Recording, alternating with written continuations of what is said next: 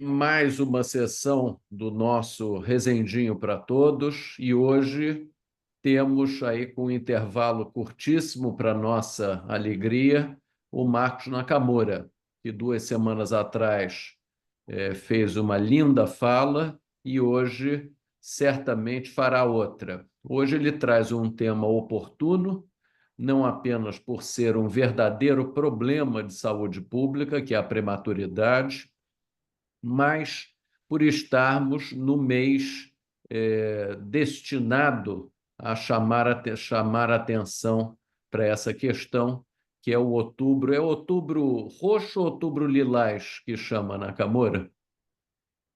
Que é roxo. Roxo. Então é o Mas é outubro. novembro, viu, professor? Novembro. É novembro Você está roxo. um mês Novembro é roxo. atrasado. É. Outubro é rosa e o Não, novembro é roxo. novembro é azul, não é não? Novembro não é azul? Eu Também, não mas tem sei. o roxo. Não, Agora é professor, me multicolorido. permita. Não. Outubro é rosa, por Ah, causa do câncer de mama. isso. Novembro é azul por causa do câncer de próstata. E a soma do azul com o roxo, que é da prematuridade. Ah, então tá bom.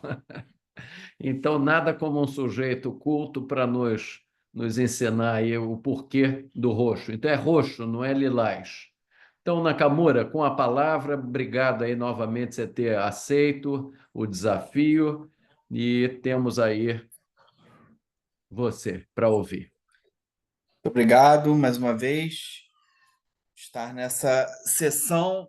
E assim, a escolha do tema, né, não foi à toa, né? Então, estamos no novembro roxo, e aí eu quis trazer o tema da prematuridade, e aí o que a gente tem que a gente pode fazer, né, para prevenir. Montenegro sempre dizia que obstetrícia tem dois problemas fundamentais, né? Hipertensão e prematuridade. Se a gente resolver os dois, tá praticamente quase tudo resolvido, né? O problema é exatamente o que a gente vai mostrar, que são doenças complexíssimas, né? Que tem multifatoriais, o que torna difícil a gente conseguir evitá-las. Então, compartilhar aqui a apresentação, vamos falar um pouquinho do rastreio da prevenção. Eu, na verdade, você me desafiou ali agora a trazer grandes novidades. Eu não acho que não vou trazer grandes novidades, não. Vou trazer mais do mesmo, mas eu posso fazer algum comentário um pouquinho mais atual ali quando a gente estiver falando. Bom, então, a prematuridade é um problema grande, né, que tem muito impacto econômico para os países, né, especialmente países onde pretende-se dar um cuidado especial para essa população, visto que UTIs neonatais são dispendiosas, né? E o cuidado como um todo, também no primeiro ano de vida, desses bebês que nascem prematuros, também é bastante dispendioso. Então, a gente tem a análise da OMS, volta e meia faz ali as apresentações sobre estimativas de prematuridade no mundo, e eu peguei, né, a última atualização aqui, que foi de dados de 2020, uma publicação de 2022, se eu não me engano. E o Brasil até saiu aqui, mas porque eles listavam antes os 10 primeiros e agora só listaram os 8.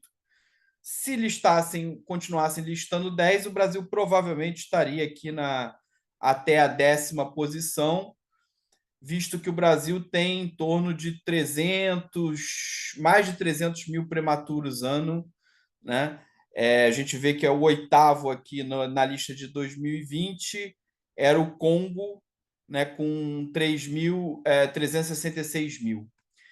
Então, certamente os países mais populosos, como a China e a Índia, são os que contribuem para o maior número de prematuros.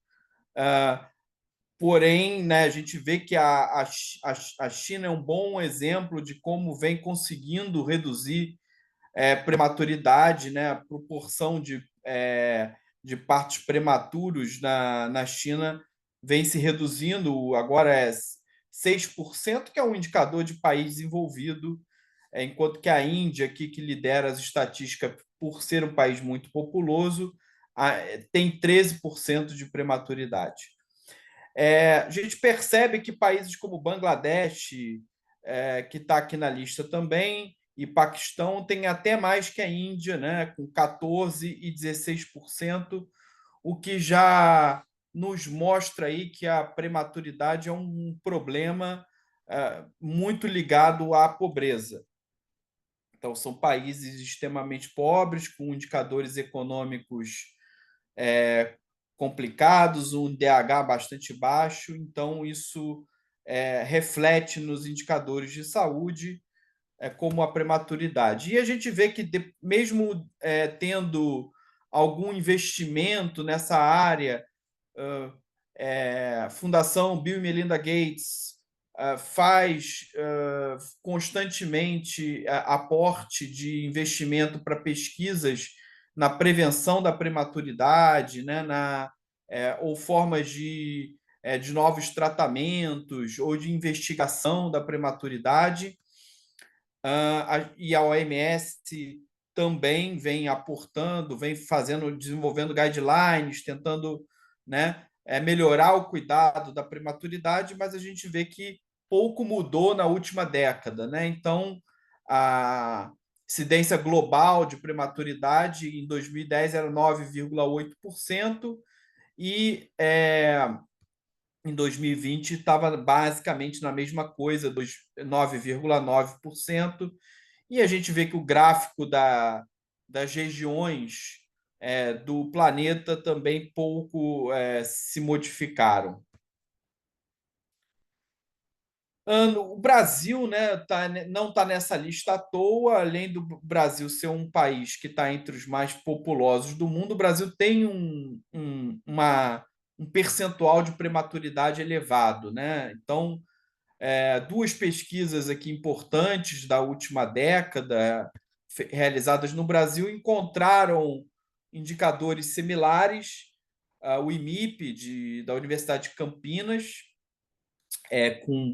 fez essa pesquisa em 27 hospitais no Brasil e encontrou 12,3% de prematuridade, e o Nascer no Brasil encontrou 11,5% entre 2011 e 2012. Vamos ver como é que vai ser a próxima rodada do Nascer no Brasil.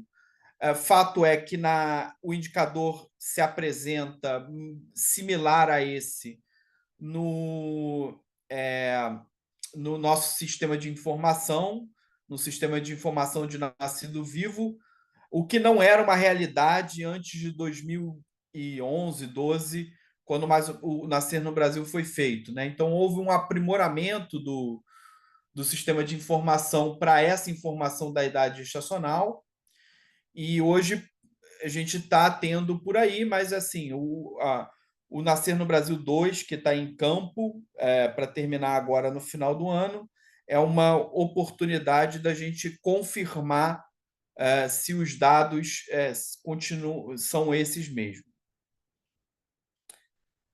E a despeito da prematuridade não ter vir se modificando ao longo do tempo, né, a gente ainda tem realidades distintas no Brasil, né? A gente percebe que os dados no Nascer no Brasil apresentaram maiores percentuais de prematuridade nas regiões norte e nordeste, corroborando o que a gente falou ali do mundo, né? Que a prematuridade ali está muito associada à pobreza.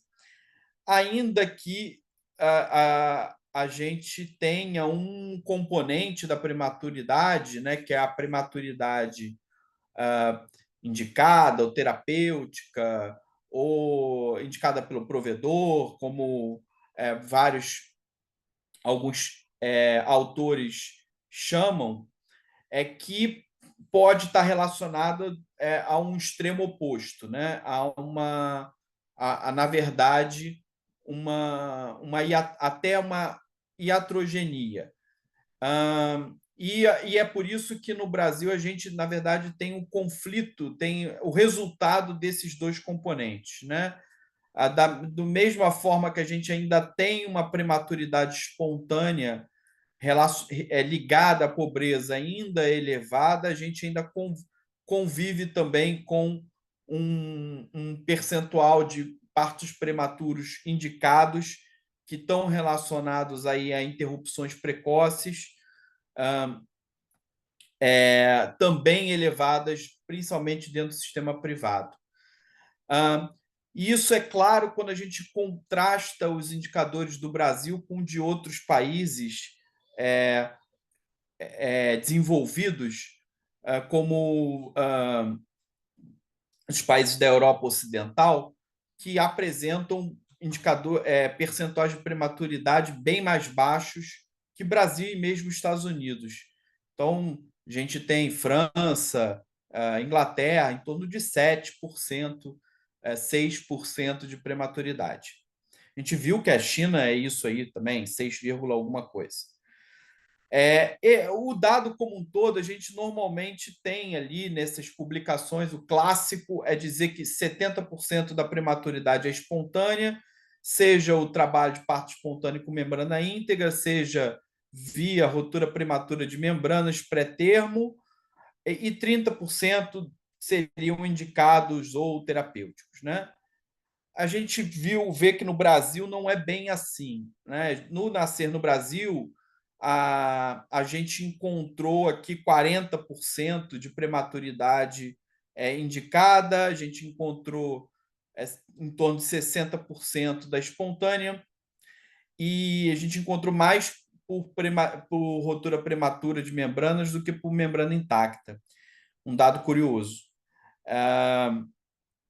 Mas isso aqui chama atenção, né? É um dado similar ao dos Estados Unidos. Os Estados Unidos também têm um percentual mais elevado de prematuridade terapêutica indicada, ali chegando próximo de 40%.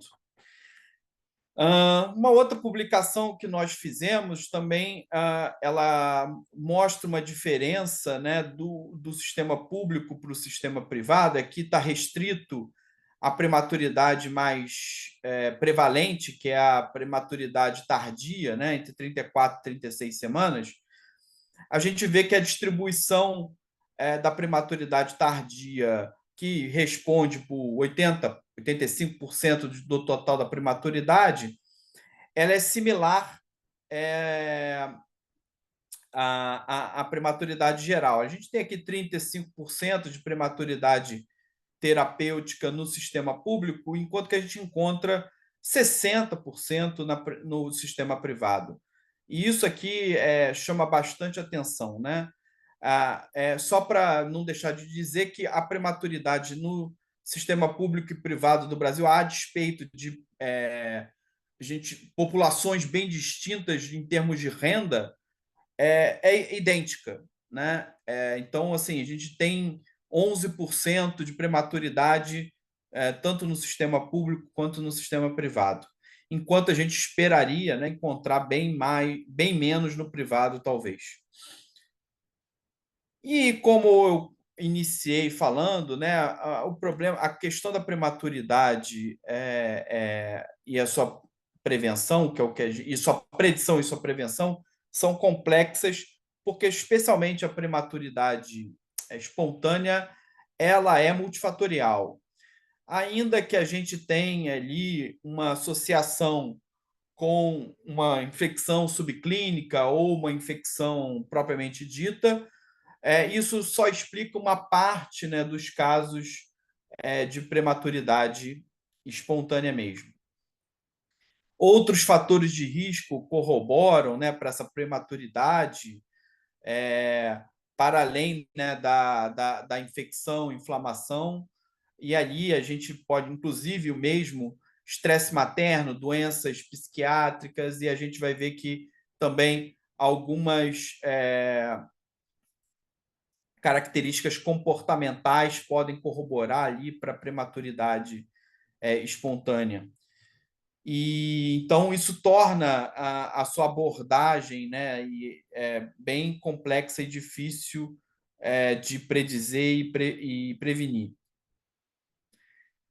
Bom, dentre inúmeros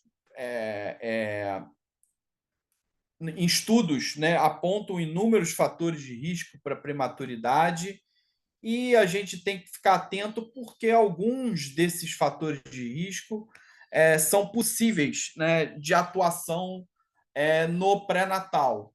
É claro que nem todos eles são modificáveis ou tratáveis. Exemplo, né, a gente viu em algum momento da última década, a gente viu alguns artigos apontando ali a periodontite como um fator de risco para prematuridade, associação com prematuridade. Isso foi corroborado por alguns estudos, mas não se mostrou ali um fator de risco muito modificável. Tratar a periodontite não reduz a ocorrência de parto prematuro, o que pode apontar para uma associação espúria, né? Encontrada em estudos que tentaram fazer essa investigação. Talvez outros comemorativos mais importantes estejam associados tanto à periodontite quanto ao parto prematuro, que, na verdade, expliquem essa relação. Mas alguns desses fatores a gente pode, né, atuar, né? A gente, por exemplo, gestação múltipla sabidamente vai concorrer para a prematuridade, e uma forma de você prevenir isso, e o Brasil acho que conseguiu fazer isso com algum êxito, ter uma política, né, ter uma acerca das fertilizações in vitro, né, você colocando implantando menos embriões, né, e evitando especialmente gestações multifetais, você reduz ali um pouco uma parcela da prematuridade que seria importante. Evitar fazer o procedimento de curetagem, já visto que está associado, né, a um parto prematuro futuro. Histórias de cirurgia do colo uterino que corroboram para a prematuridade, então detecção precoce de lesões intraepiteliais que possam fazer ainda um procedimento precoce de CAF, né, de cirurgia de alta frequência, que não sejam mutiladoras, e isso possa, então, não levar a uma incompetência ou um risco de parto prematuro futuro. Então, diversos fatores a gente pode atuar, seja antes da gravidez ou mesmo no início da gravidez. A gente vai falar de alguns deles, né, também. Chamando a atenção que no nosso estudo Nascendo no Brasil, a gente fez ali, elencou fatores de risco, né, que concorriam para a prematuridade espontânea. E encontramos, então, que, analisando, por exemplo, os extremos etários, só a prematuridade, prematuridade não, a adolescência, ela aumentava o risco da prematuridade espontânea. Quando a gente analisava a prematuridade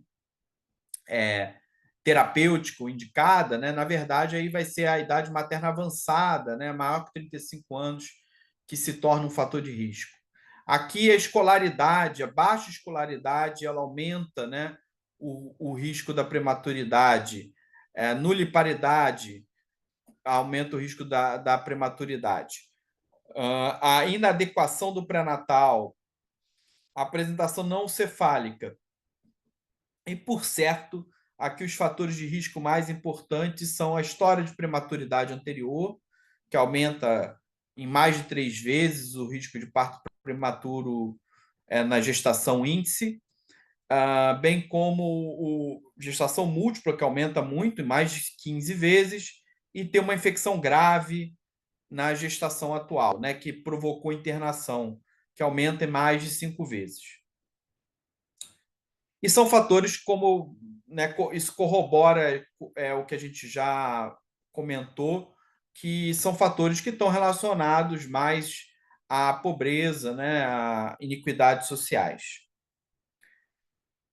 Bom, alguns fatores comportamentais são modificáveis, né? Então, por exemplo, o tabagismo, que dados do nosso estudo Nascer no Brasil mostram que quase 10% das gestantes elas fumam, é um fator de risco para a prematuridade, né? Entre as tabagistas, a prematuridade pode chegar aí a 20, 30%, né? Então pode ser mais que o dobro, né? E isso está claro quando você tem pesquisas e meta-análises da Cochrane mostrando que interromper o tabagismo reduz pela metade a prematuridade. Então, e mesmo que se reduza ainda no início da gestação, a interrupção do tabagismo é um, é um, é um, é um fator de risco que a gente pode abordar e que, uma vez instituída a interrupção do tabagismo, a gente consegue prevenir a prematuridade. A droga-adição como um todo, né, ela aumenta não só o risco da prematuridade, mas com baixo peso ao nascer e ciúr, né? E a gente vê que para além do tabagismo, né, que realmente afeta aí 10% da população, o álcool também ele é bem prevalente, né? E drogas mais pesadas como cocaína, que é um fator de risco, ele é importantíssimo para a prematuridade.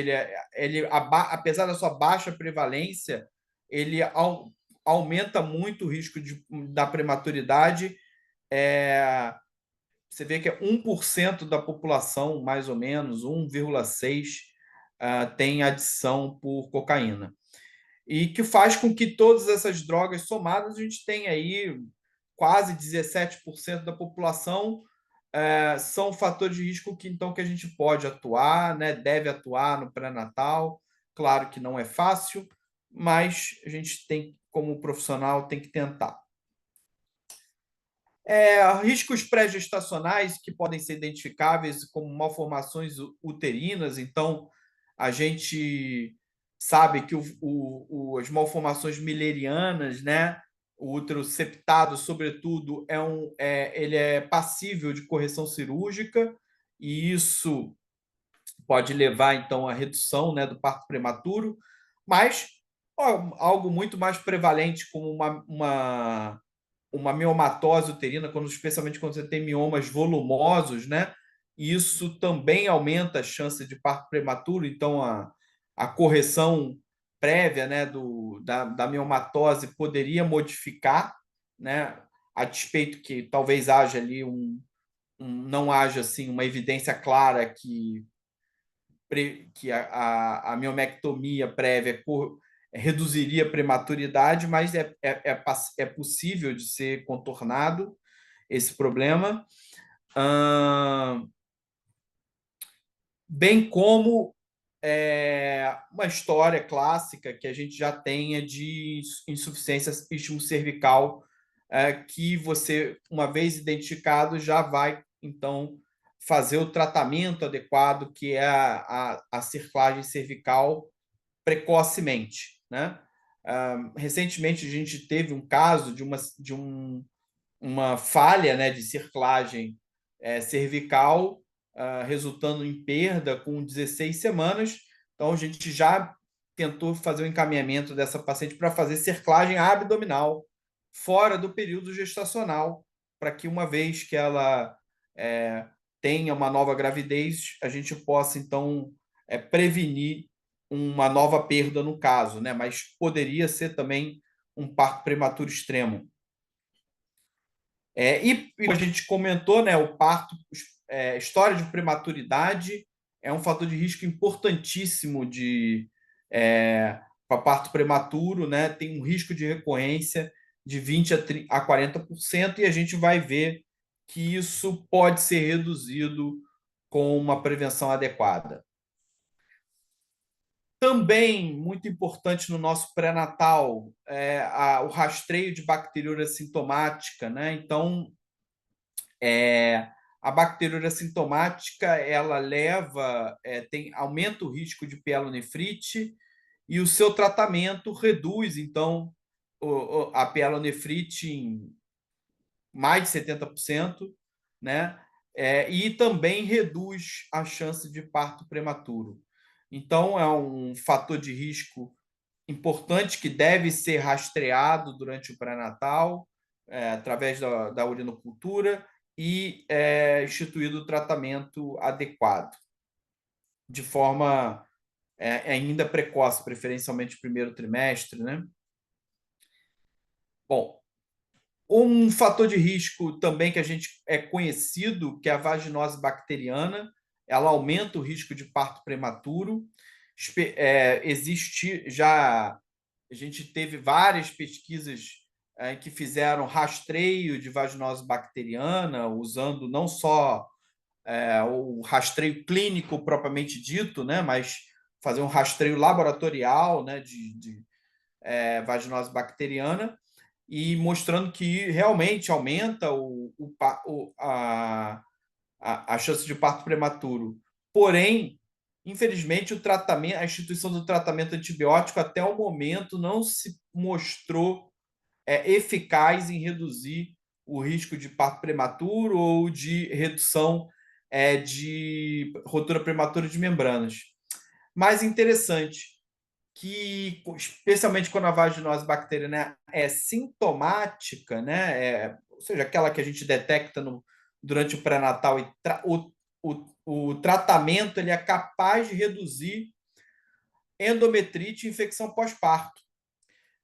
Então, infelizmente, não se mostrou ainda capaz de reduzir parto prematuro, mas é relevante que a gente tenha esse olhar, porque pode modificar outros desfechos. Aqui fica uma dúvida. Alguns estudos apontaram que talvez, quando a gente tem uma mulher de maior risco, e especialmente aquela que tem história de parto prematuro anterior, talvez essa se beneficie do tratamento, mas isso é incerto ainda. Não, alguns estudos apontaram para isso, mas a gente não tem nenhuma meta-análise conclusiva acerca desse tratamento. Talvez porque vários os estudos usaram antibióticos diferentes. E alguns desses estudos, por exemplo, mostraram que não adianta tratar com metronidazol, tem que tratar a vaginose com clindamicina. Então, alguns estudos apontaram que a via oral é melhor. Então, talvez o problema que a gente ainda tem em conseguir mostrar que talvez o tratamento tenha algum papel a escolha do antibiótico adequado na sua via adequada. E um passo importante, né, da redução da prematuridade é o diagnóstico precoce. Então, agora a gente vai passando por uma outra fase da prevenção, né? Não do rastreio e da prevenção, que é a tentativa de fazer uma prevenção secundária, né? Então, quando a gente tem uma prevenção, quando a gente está tratando fatores de risco, né, e tentando modificá-los, a gente está falando de prevenção primária.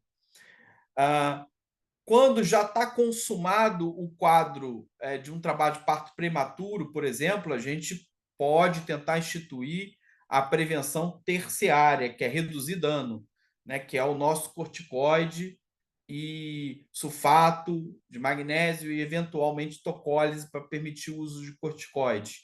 Então, a gente busca reduzir dano. Existe a prevenção quaternária, né, que talvez seja o mais importante para a prematuridade indicada, que é evitar a iatrogenia, né? Então, indicar muito bem a nossa antecipação do parto, para que a gente não leve a uma prematuridade desnecessariamente.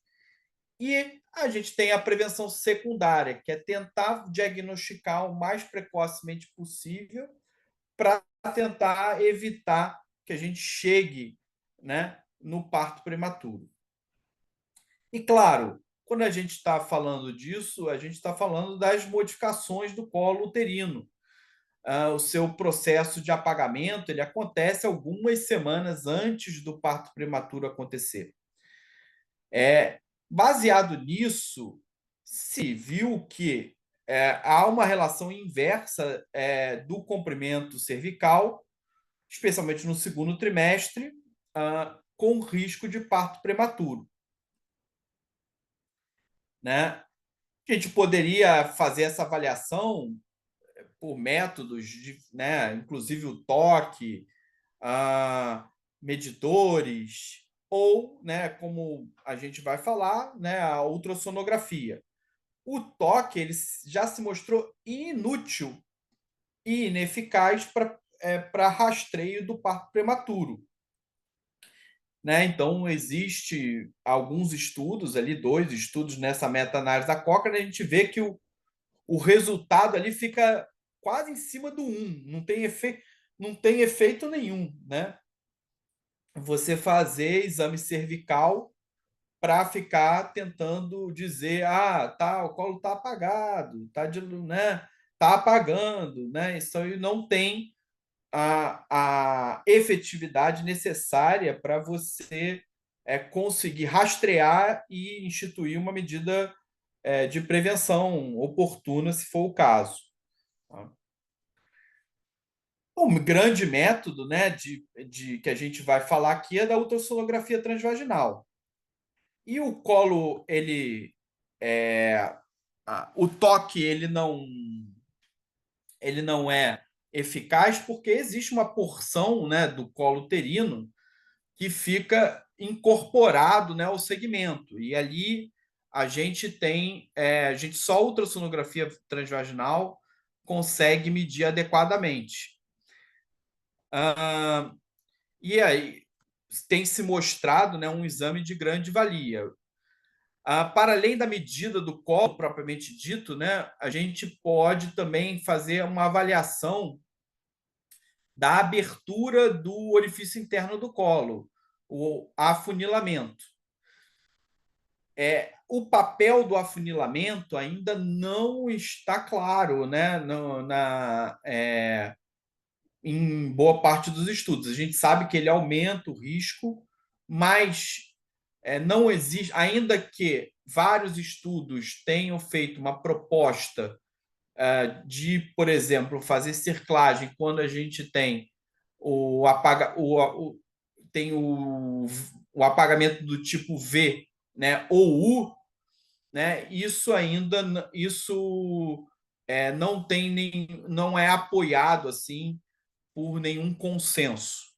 A maioria dos consensos, como a gente vai mostrar, eles trabalham em cima, né, da medida do colo propriamente dito. Claro que quanto mais vai afunilando o colo, mais ele vai tendo seu encurtamento, né? Então a gente vai tendo um colo cada vez menor em comprimento.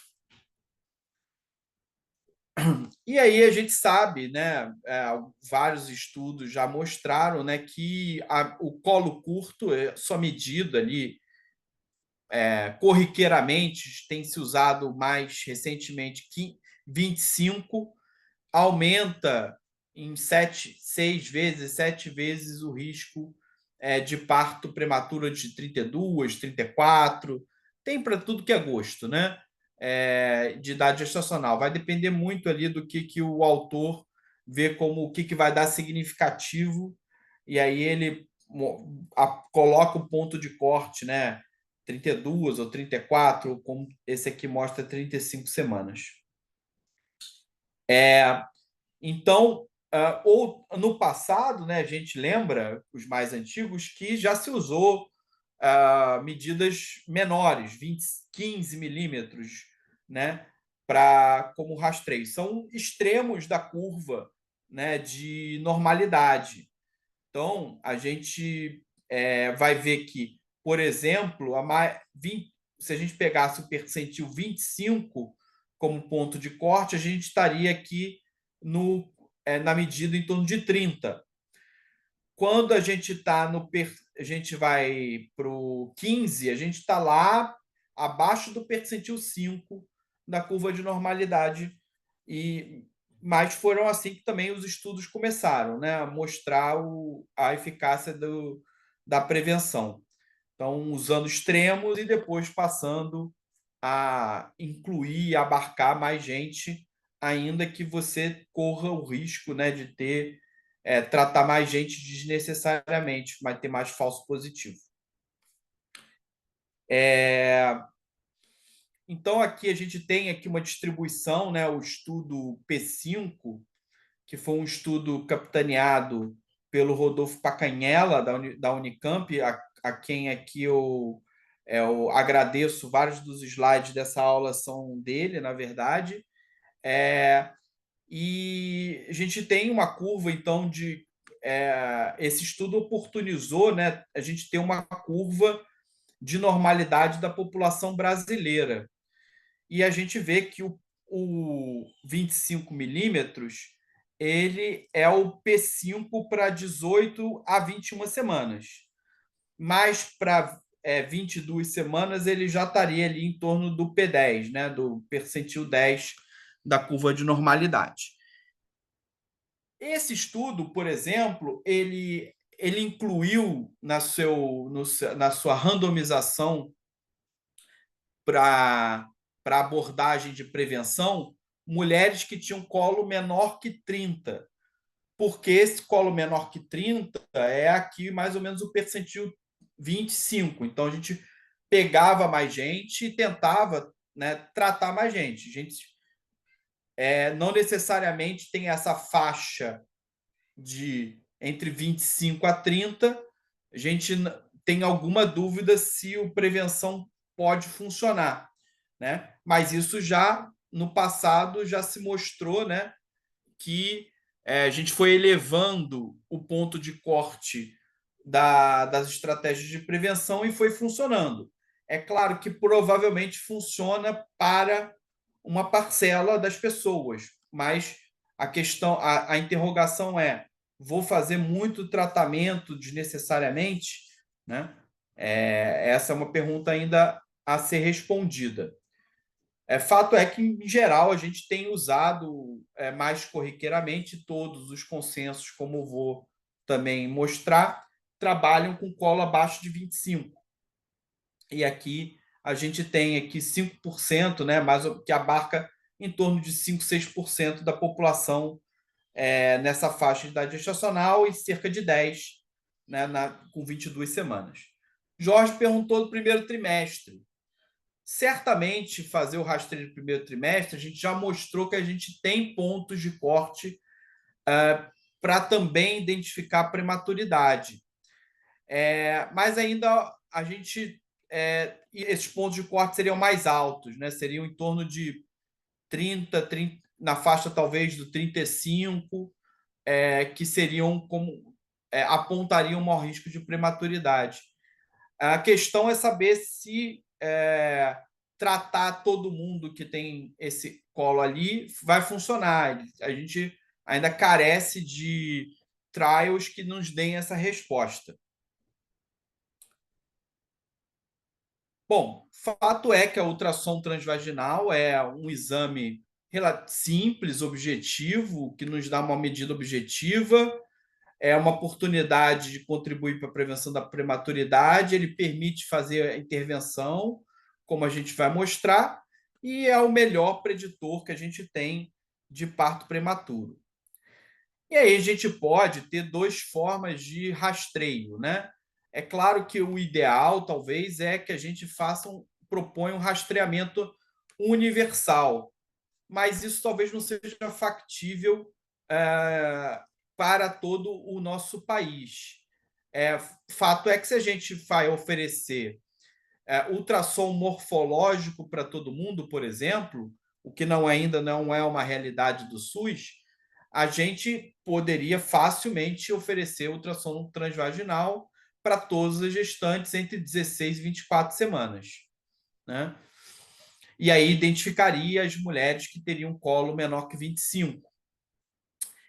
Nos cenários onde o ultrassom morfológico não é rotina, a gente poderia oferecer, talvez, um rastreamento oportunístico, né? E aí faria uma medida única entre 18 ou 16 e 24 semanas para mulheres que têm fatores de risco, notadamente mulheres com história de parto prematuro anterior. Tá? Mas também poderia ser algumas mulheres com perdas de segundo trimestre associados, né? Também, então, também poderia a gente fazer essa abordagem. A gente vai oferecer ultrassom para menos gente, mas seria importante pelas formas de prevenção que a gente vai ver a seguir. E aí, o que a gente pode fazer, né?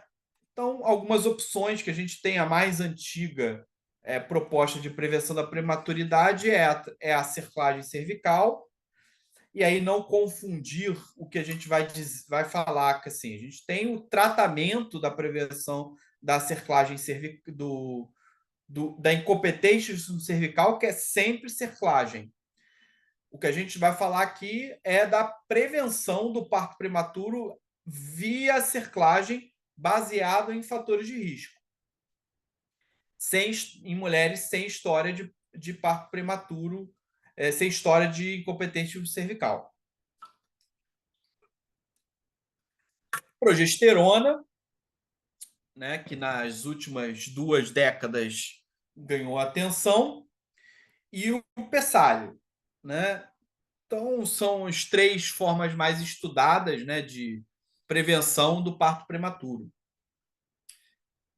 Falando assim, a progesterona já está amplamente debatida, né? A maioria das pessoas já sabe. Falar um pouquinho do pessário e dos estudos mais recentes do pessário. Então, o pessário é uma proposta, né, de a gente não só ocluir o canal cervical, mas promover uma mudança na relação entre o eixo do corpo uterino com o colo, né? Então, o pessário fica assim disposto, né? O seu lado convexo, na verdade, fica voltado para o corpo uterino, né? E o lado côncavo fica voltado para baixo. Revisão sistemática e meta-análise feita em 2020 não mostrou um efeito benéfico do pessário significativo, né? Então, a gente teve até uma redução de parto prematuro antes de 34 semanas, porém, essa redução ela não foi significativa.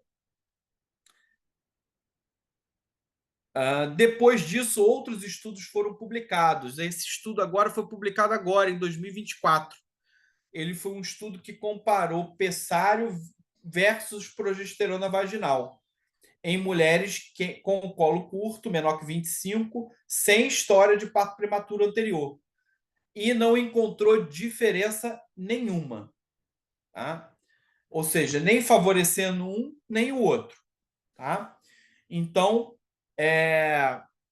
sim, isso aponta que para o pessário, possivelmente, se a gente acredita que a progesterona ela é capaz de prevenir parto prematuro antes de 34 semanas, como está corroborado por meta-análises e tudo mais, né? Possivelmente o pessário também o é. Tá? A questão a gente ainda, claro, não tem o N que a gente tem de progesterona. Então, aqui foi um estudo com 300 mulheres em cada braço. Há um outro estudo, o estudo do P5, publicado, né, há uns anos atrás, na Obstetrics and Gynecology. Então, a gente, no Fernando Figueira, participou do estudo P5. Ele mostrou um resultado bastante interessante. Ele foi uma randomização de fazer progesterona ou pessário mais progesterona. Então, aí aqui a gente estava adicionando o pessário como forma de prevenção e o nosso ponto de corte foi mulheres que tinham colo menor que 30. Tá? E olha como é que o resultado, como é interessante, talvez aponte para alguma mudança, né, nas propostas que a gente tem atuais. A gente teve um resultado significativo, ajustado, significativo, para parto prematuro espontâneo antes de 37 semanas, antes de 34, antes de 32, né? 30 e não teve, talvez porque o N não tenha sido suficiente, mas fato é que o pessário somado à progesterona, em comparação com a progesterona somente, foi capaz de reduzir um pouquinho mais a prematuridade espontânea, né? Então, a gente vê que entre 30, por exemplo, 34 semanas, né, a gente tinha aqui 9,4% de parto prematuro antes de 34 semanas, e tivemos no grupo do pessário mais progesterona 6,3%, teve uma redução aí em torno de 40% da prematuridade espontânea. E para terminar esses estudos mais recentes, também um estudo publicado esse ano, bem interessante na sua ousadia, de fazer uma randomização tripla, né, para 3 braços: cerclagem, pessário e progesterona.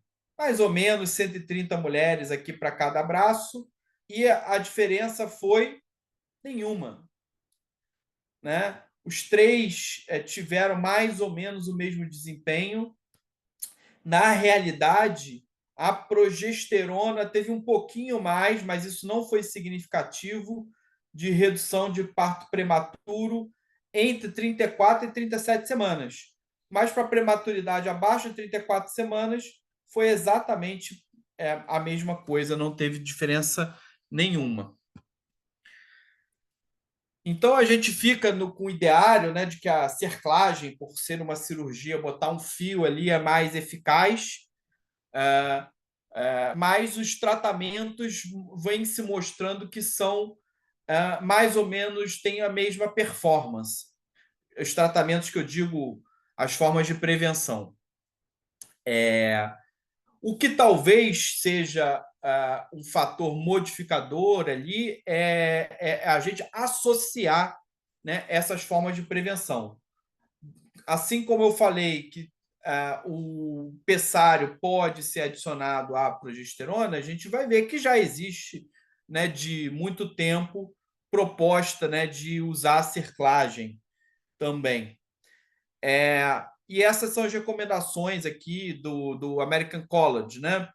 Então, num cenário em que a gente tem uma mulher gravidez única, né, e detecte um colo entre 18 e 22 semanas e 6 dias, menor que 25, se recomenda, então, fazer progesterona vaginal.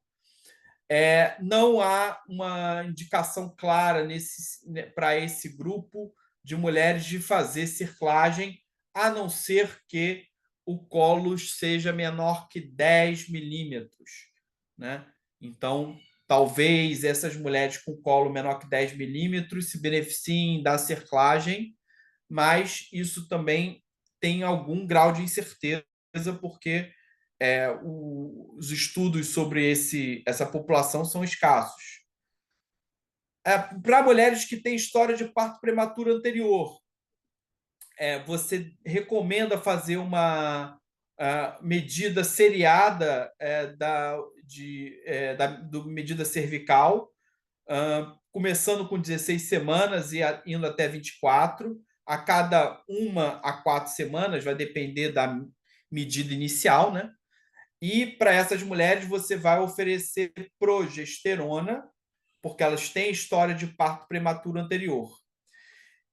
Aqui o ACOG fala tanto a progesterona vaginal quanto a intramuscular, mas cada vez mais não se indica progesterona intramuscular. E se você acabar tendo um colo, né, menor que 25, né, você consideraria, então, a cerclagem para aquelas mulheres que têm, então, história de parto prematuro anterior com colo menor que 25. Isso aqui, a despeito de ser uma recomendação, é um ponto conflitante na literatura. Tem meta-análise que mostra que não faz diferença você fazer circlagem ou progesterona para esse grupo de história de parto prematuro anterior com colo menor que 25. Mas essa recomendação a gente vai mostrar já já que também é de outra instituição importante e é o que está no nosso livro Rezendinho para Todos, né? Então, exatamente é essa abordagem do ACOG, né? Progesterona para quem todo mundo que tem colo menor que 25 e cerclagem para quem tem história de parto prematuro anterior com colo menor que 25. Aqui só mostrar, para terminar, a abordagem da ISUOG, porque ela enfatiza, né, que essa questão da circlagem com colo, quando a gente tem colo menor que 10 nas mulheres que não têm parto prematuro anterior. Então, aqui há uma recomendação, né, de você continuar medindo o colo, mesmo tendo encontrado menor que 25. Então, encontrou menor que 25, dá progesterona até 36 semanas e continua medindo o colo a cada 2 semanas até 24 semanas. Se o colo for chegar a menor que 10, considerar a cerclagem. E as mulheres que têm história de parto prematuro anterior, você então ele faz uma diferenciação. Se esse parto prematuro anterior for uma perda com 14 semanas ou mais, até 27 semanas, a gente começaria a fazer a medida seriada do colo com 14 semanas. E se o parto prematuro anterior for com mais 28 semanas, você começaria com 16. Se a medida do colo for maior que 30, você repetiria o colo a cada 2 semanas até 24 semanas. Se permanecer maior que 30, né, só manteria o uso da progesterona, que já estaria recomendada pela história do parto prematuro anterior. Se o colo diminuir de 30, você passa a fazer uma mensuração semanal. Então, a única coisa que muda é a periodicidade, que passa a ser semanal. E se o colo for menor que 25, ele então recomenda a cerclagem. Então, é um protocolo que destrincha, na verdade, o acompanhamento um pouquinho melhor do que o ACOG, né? E os gêmeos? Então, não existe, né, benefício de fazer progesterona ou mesmo cerclagem, né, também já se tentou para a gestação gemelar, né? Como eu falei lá no início, a prematuridade tem uma etiologia multifatorial, gemelaridade por si só é um fator de risco para o parto prematuro. Talvez considerar o uso da progesterona se o colo for menor que 25, mas não porque é gemelar, mas porque o colo é curto. E é isso, lembrar a todos, então, do mês de conscientização da prematuridade, o nosso Novembro Roxo. Muito obrigado. Excelente, Nakamura, e trouxe muitas novidades e reforçou aí os conhecimentos que a gente já tinha. A palavra está aberta a quem quiser fazer algum comentário. Você podia talvez parar o compartilhamento, que aí fica a tela cheia para todo mundo. Obrigado.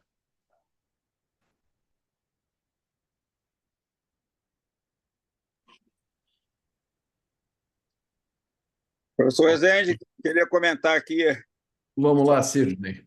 só uma situação que é interessante, que eu não sei outros casos, estou tentando lembrar aqui, na qual talvez a clínica não seja soberana no toque, né? Porque no toque eu tinha a ideia que no toque eu conseguiria avaliar, assim, falar um pouco sobre esse colo, 3 centímetros ou não. A Nakamura tirou da minha cabeça, eu acho que era a imaginação minha. Sei que tá grosso quando tá fino, né? Quando tá mais fino, quando tá mais grosso. Mas, assim, de fazer uma propedêutica, né, ideal para o parto prematuro, pelo jeito, não bate, né, Nakamura? Não se provou, né? Porque às vezes você tem uma porção do colo que você não mensura. Então você acha que ele é mais curto, mas de fato isso aconteceu outro dia. Não faz, recentemente acharam que o colo era curtíssimo. Quer dizer, aconteceu hoje com a Bruna, minha esposa. Foi avaliar, chamaram ela, uma mulher com sangramento, falaram que o colo era nada, não tinha colo, foi medir o colo no ultrassom 25. 25. Pois é, interessante. Alberto. Boa noite a todos os presentes. Mais uma vez, parabenizar o nosso professor Rezende Filho pela iniciativa e a apresentação muito concisa e abrangente do Marcos Nakamura. Marcos, eu tenho duas questões a colocar. A primeira, não há um impedimento formal de nós lançarmos mão de todo o arsenal disponível, seja a progesterona, pessário e a circlagem, não é verdade? Eu posso lançar mão de todo esse arsenal, se necessário for. Qual seria a sua opinião? E a segunda questão, eu gostaria de colocar aqui um caso da nossa unidade, Maternidade Carmela Dutra, um caso de hoje, por acaso, se vai lembrar, que é uma paciente de 22 anos, gesta 2 para 0. A primeira gestação foi um aborto espontâneo por 8 semanas, um aborto completo. Tá? Essa paciente, ela interna no serviço no dia de ontem, com alguma atividade contrátil. Tá?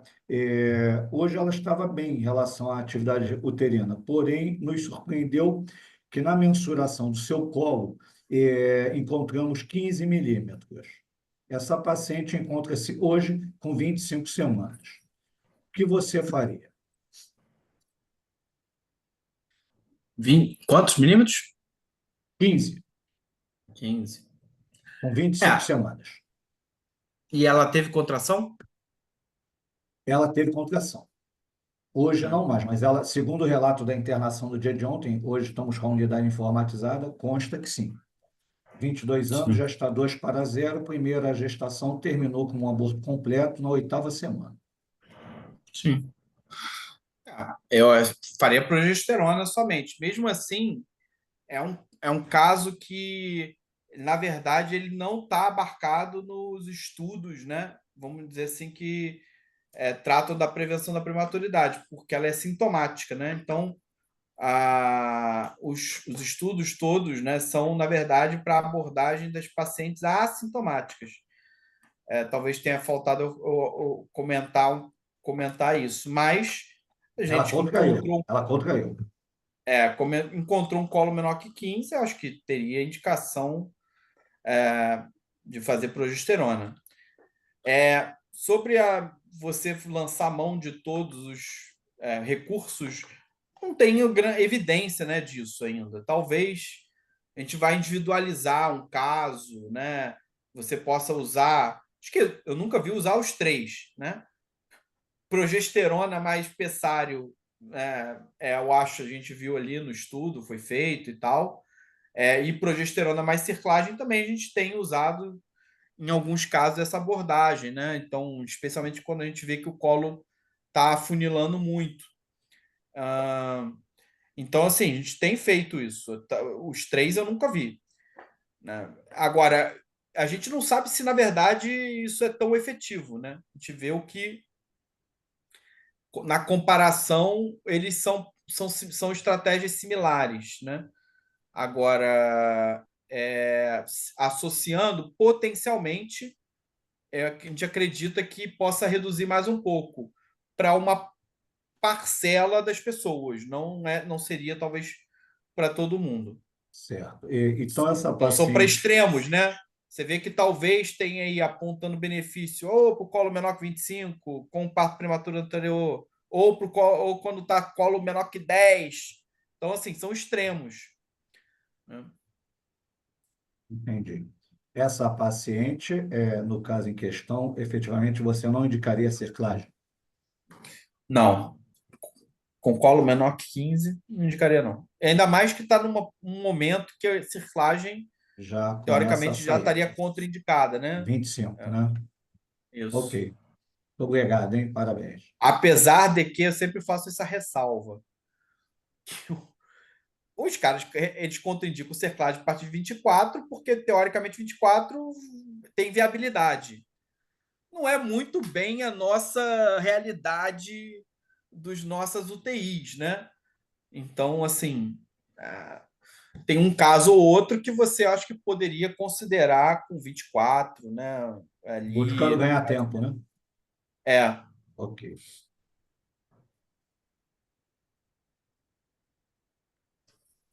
Comentários outros?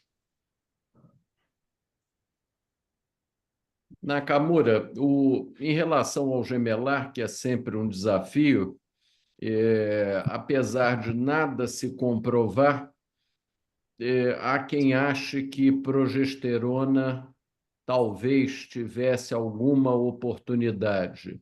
Você reforçou agora que só no colo curto. E a gente acaba vendo aí na prática muita gente fazendo progesterona rotineiramente só pelo fato de ser uma gravidez de gêmeos. Especialmente naqueles casos de FIV, que o pessoal segue, começa com a progesterona no primeiro e segue com essa progesterona mais adiante.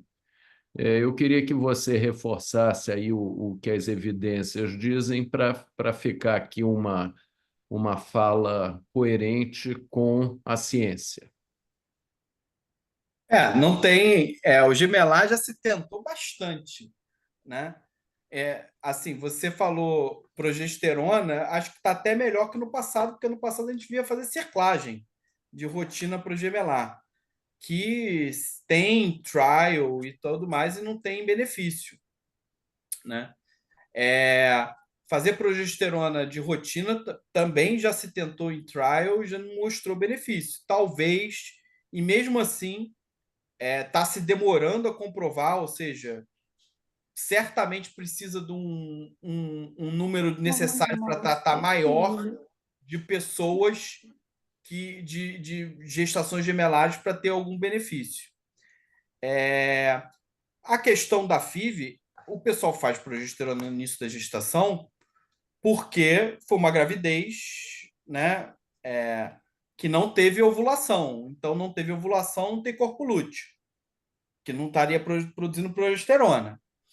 Então, faz baseado nisso aí. Eu não sou especialista, não sei a evidência Não, dessa parte. esse início é obrigatório. Agora, o pessoal geralmente segue e, enfim, algumas Depois, por quê? práticas que o pessoal da reprodução às vezes insiste que não tem nenhuma evidência. Outra que eu vejo corriqueiramente é usar Clexane, né? Nessas mulheres com histórias de perda, mesmo sem comprovação de trombofilia. Enfim, aí já é outro tema. Agora, uma coisa que parecia promissora e logo foi posta aí como não sendo boa é o pessário, né? O pessário tem malefício?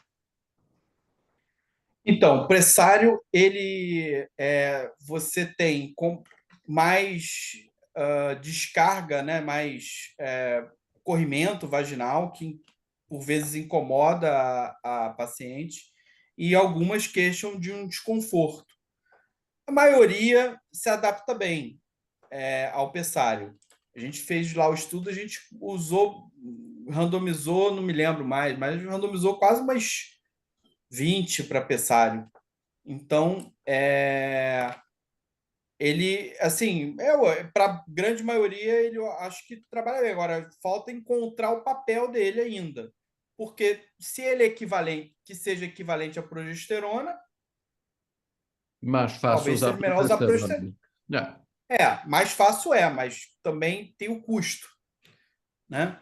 Então, agora, talvez tenha um papel, porque os estudos de Pessário estão saindo agora. Aí eles vão juntar, já está até publicado ali o planejamento da meta-análise com base nesses últimos estudos que saíram, para ver se vai dar alguma coisa. O que foi encontrado no P5 foi uma redução adicional de prematuridade. Eu não mostrei uma outra tabela, mas especialmente na primípara. Muito bem. Fatumata levantou a mão aí. Boa noite, professor Rezende, boa noite a todos. A minha pergunta é relativamente à mensuração de colo no primeiro trimestre, sobretudo nas gestantes com histórico de parto pré-término, se teria algum benefício. E se eventualmente for feito, eventualmente deu uma alteração, qual seria a conduta indicada? No momento, só ficar mais atento, talvez começar o rastreio antes, né? Então, a questão de você medir no primeiro trimestre em relação a medir depois é porque depois você tem a relação corpo uterino-colo ainda sofre modificações. Então, por isso que a medida do colo que se coloca como ponto de corte para risco de prematuridade, ele é maior no primeiro trimestre. Mas você, assim, não tem o que fazer, porque a progesterona, assim, em todos os estudos, começou no máximo com 16 semanas. Então, o máximo que você vai fazer vi um colo mais curto no primeiro trimestre, assim, vou começar aquele protocolo ali do ISO-OG, começar uma medida seriada mais precoce, com 14, com 16, e vou reavaliar, né? Ou seja, não chegaria lá na idade do morfológico, propriamente dito, né? Que seria quando seria recomendado o rastreio para a maioria. Certo, obrigada. Foi uma boa pergunta, Fatumata. Esse rastreio aí do primeiro trimestre, o pessoal lá do Nicolaides quis emplacar, mas ele envolve colocar num programa porque não tem um ponto de corte feito 2,5 aí do segundo trimestre. E a medição não é tão sistematizada como é a do segundo trimestre, de maneira que ele ficou aí, perdeu o lugar do segundo trimestre. Mas nessa paciente que tem história, até tem um fluxograma no livro, quer dizer, a gente já começa a progesterona antes mesmo, na que tem história, antes mesmo de rastrear o colo, e se o colo tiver curto, aí vai até para a circlagem, se for o caso. Esse é o fluxograma que está lá no Rezendinho, né, Nakamura? Para mulher que tem história de parto pré-termo. Sim. Alguém mais quer fazer uma pergunta ou algum comentário? Olha, tem gente te dando parabéns aqui no chat. Hernani, Sônia, Nilson, enfim. Foi ótimo como a gente previa, não é, Nakamura? Você, já falei 15 dias atrás, foi nosso aluno e hoje saiu melhor do que a encomenda. Você é um craque, somos seus fãs. Obrigado. Obrigado mais uma vez, boa noite a todos. Reitero que semana que vem, em função desse pseudo-feriado aqui no Rio, não programamos sessão. Então, só no dia 25, e o tema será gravidez ectópica, um tema realmente importante. Muito obrigado novamente a presença de todos. Um abraço e boa continuação de semana. Abraço. Boa noite a todos. Obrigado. Tchau.